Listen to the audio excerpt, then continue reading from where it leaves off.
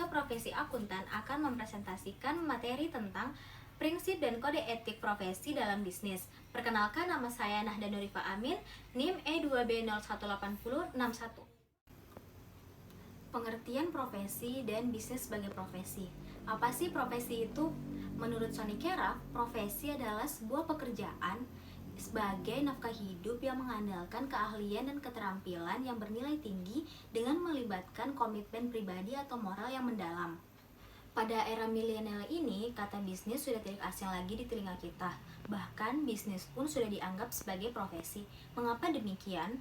Hal ini dikarenakan sudah banyak pebisnis yang tidak hanya memiliki keterampilan dan keahlian yang tinggi, tetapi mereka pun memiliki komitmen dan moral, sehingga sudah mungkin bahwa bisnis disebut sebagai profesi.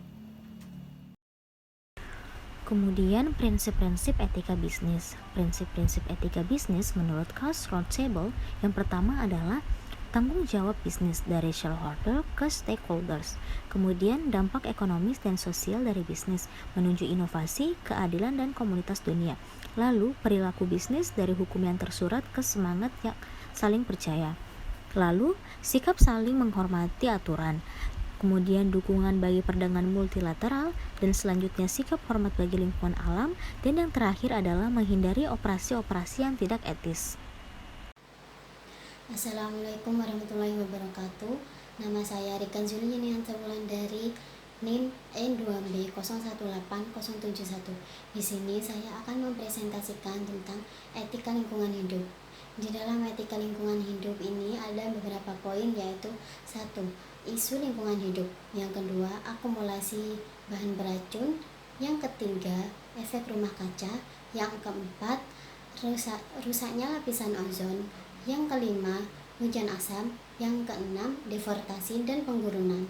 Yang ketujuh, keanekaragaman hayati. Yang kedua, saya akan menjelaskan tentang paradigma lingkungan hidup. Sudah diuraikan sebelumnya bahwa berbagai isu lingkungan hidup tidak dapat diabaikan lagi bila ingin memahami dan menyadari bahwa perilaku manusia juga berdampak pada bumi. Selanjutnya, saya akan menjelaskan tentang kode etik di tempat kerja. Etika sebagai proses penalaran yang mengkaji pengertian, teori, prinsip-prinsip, atau kaidah-kaidah tentang baik buruknya perilaku manusia secara umum. Dalam setiap organisasi bisnis, terdapat lebih dari satu orang pelaku bisnis yang bekerja sama untuk mencapai tujuan bisnis. Bila organisasi dikelompokkan menurut bisnisnya, maka pada umumnya dalam setiap organisasi bisnis akan ada fungsi pemasaran, fungsi produksi, fungsi pembelian, fungsi keuangan, dan akuntansi, serta fungsi sumber daya manusia. Perbandingan kode etik. Topik-topik kode etik dalam perbandingan yaitu American Marketing Association, yang kedua Institute of Management Accountants, yang ketiga Association for Investment Management and Research, yang keempat Association for Computing Machine.